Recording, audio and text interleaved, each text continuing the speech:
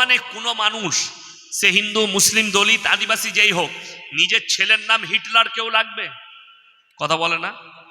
কেউ রাখবে হিটলার? কেন রাখবে না? সে ছিল একজন অত্যাচারী শাসক।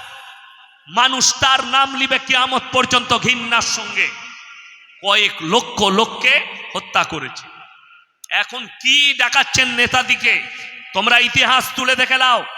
ইতিহাসের পাতায় যারা এখানে মাস্টার ডাক্তার বসে আছেন, এমএসসি, বিএসসি, বিকম, তাদেরকে বলবো সকালে গিয়ে ইতিহাসটা খুলে দেখবে, দিয়ে আমাকে ফোন করবে।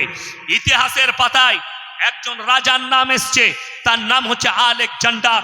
অর্ধেক দুনিয়া দখল করেছিল। সেই যুগের সব থেকে বড় যোদ্ধা ছিল আলেকজান্ডার। যে দেশে আক্রমণ করেছে সেই দেশকেই দখল করেছে। কিন্তু জানেন, কোনো মানুষ যদি ভদ্র হয়, নম্র হয়, আখলাক ভালো হয়, আমল ভালো হয়, চরিত্র ভালো হয়, তার দ্বারা সমাজে কাজ হয়, ঠিক কি না? এই আলেকজান্ডার ভারতেও আক্রমণ করেছিল। সেই সময় যিনি রাজা ছিলেন, একজন হিন্দুদের রাজা, তার নাম ছিল রাজা পুরু। ইতিহাসের পাতায় পড়ে নাও। তার ব্যবহার, তার আখলাক, চরিত্র, তার ব্যবহারে সে উৎফুল্ল হয়ে বললে, ভারতে আর আক্রমণ করব না, আপনার ব্যবহার খুব ভালো। তিনি ভারত ছেড়ে গেছেন। সেই আলেকজান্ডার বিষ পান করে মারা গেছে। আল্লাহ তাদের অস্তিত্ব মিটিয়েছে। আপনার চোখের সামনে হাজারটা দৌড়ের বাড়ি লালবাগে, নবাব সিরাজউদ্দৌলার আল্লাহ তাদের অস্তিত্ব মিটিয়েছে। বাড়ি এখনো দাঁড়িয়ে আছে। ঠিক বললাম না ভুল বললাম? শাহজাহান বাদশাহ তার বিবির জন্যে তাজমহল তৈরি করেছিল। তার বিবি আছে না চলে গেছে? কথা বলে না? চলে গেছে। রাজা চলে গেছে। তাহলে মাথায় রাখবেন, যারা নিজেদিকে পাওয়ারফুল বলছে, শুধু তাই নয়, ইতিহাস বেশি দূর নিয়ে যাব না।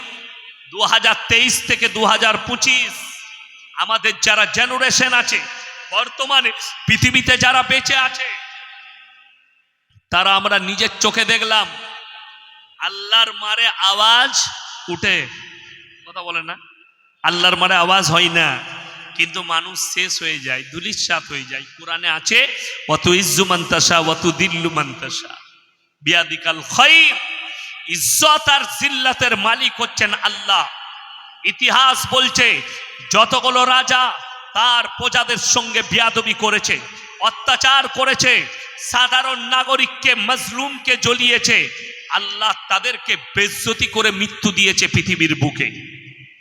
এক নম্বর, কোরআনের পাতায় নাম এসছে ফেরাউন।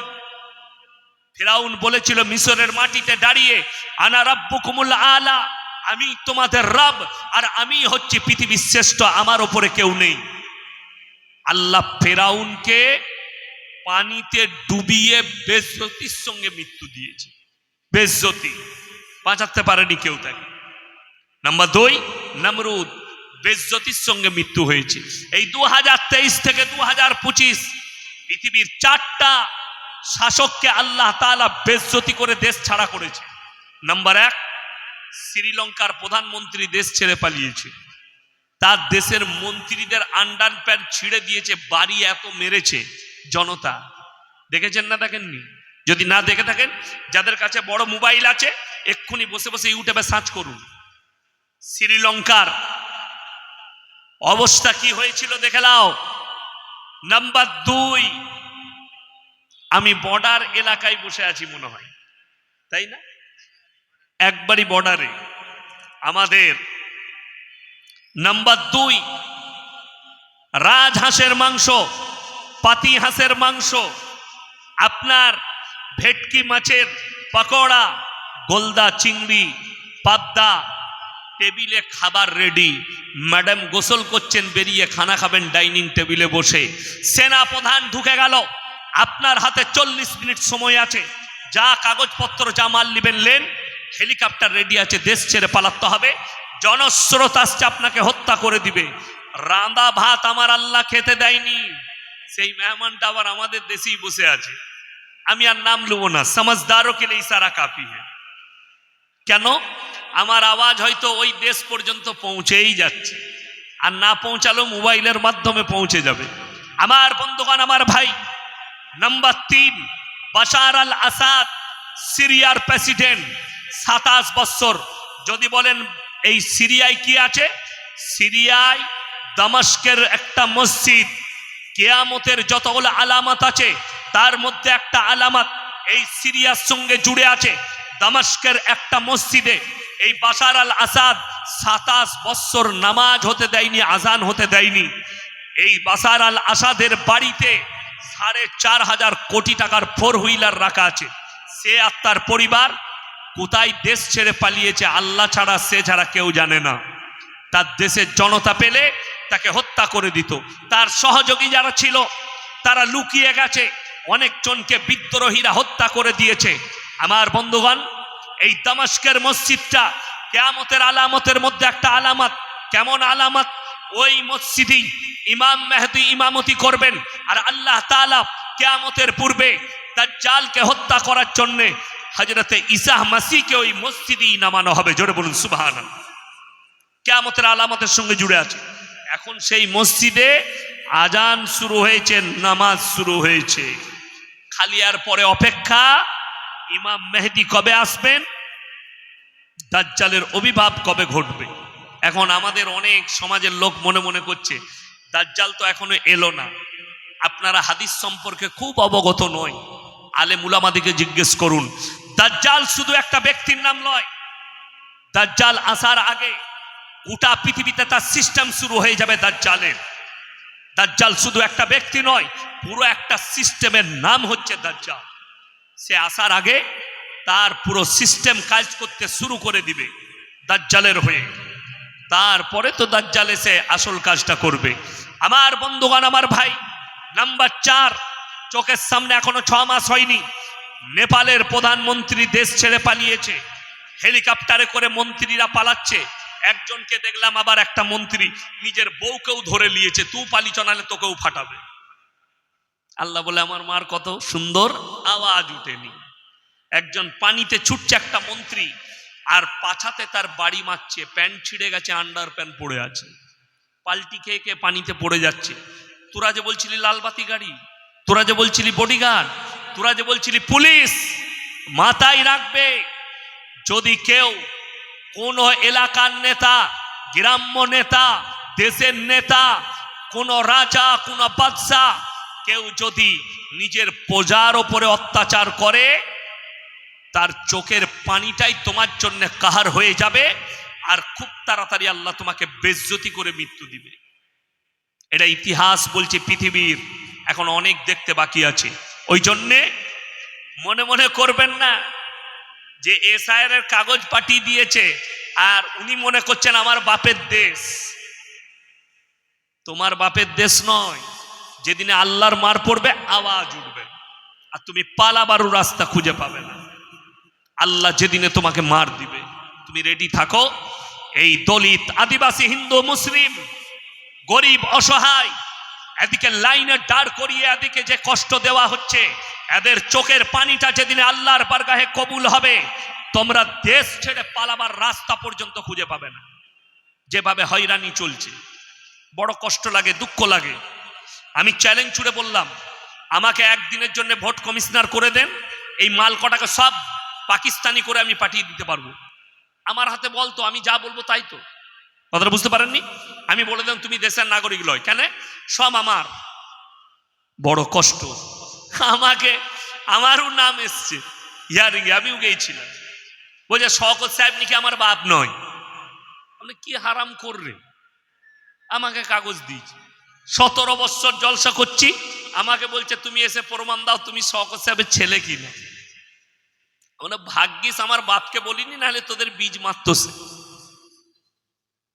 বড় কষ্ট লাগে, দুঃখ লাগে। আরে আমি গিয়ে দেখলাম একটা মানুষের পা কাটা, তাকে বলছে 2 তলায় চাপতে হবে।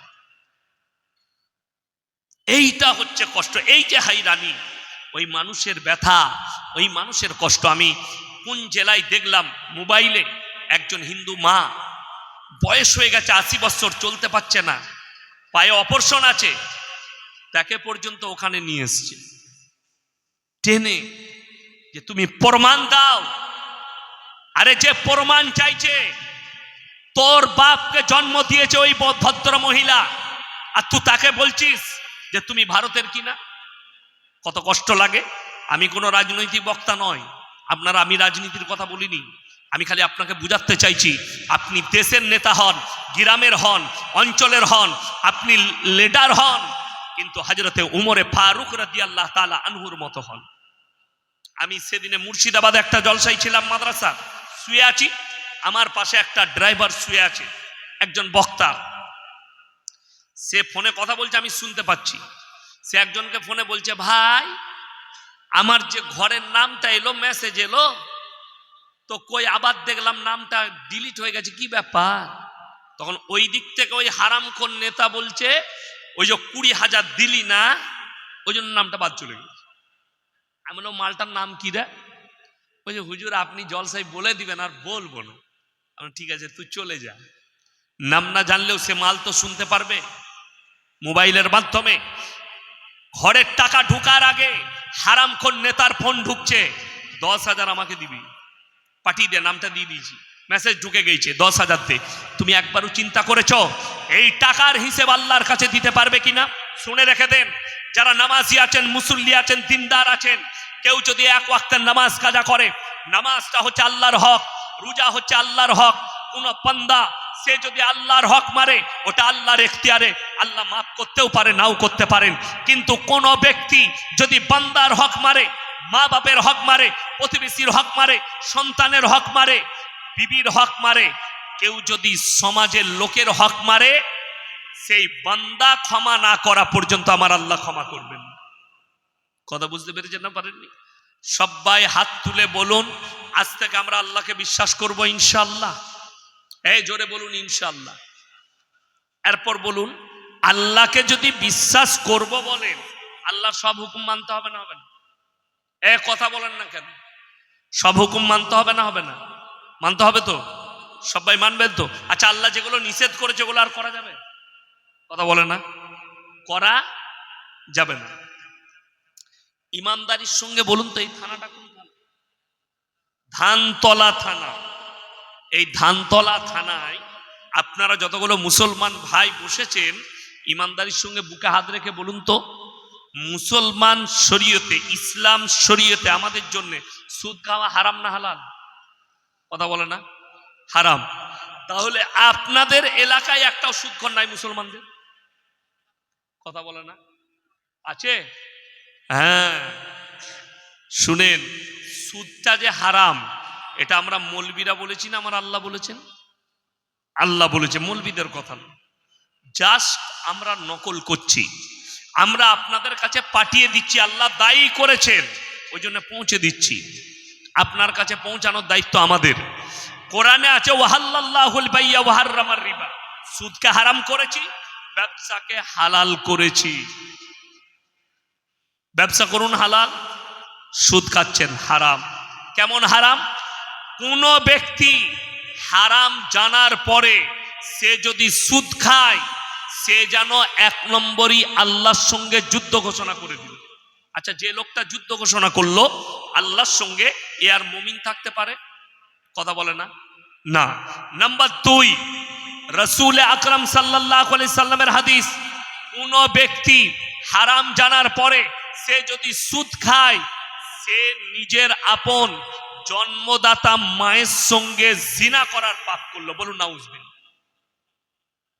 এরপর আমার কিন্তু চাকরি যাবার ভয় নাই। ভয় আছে?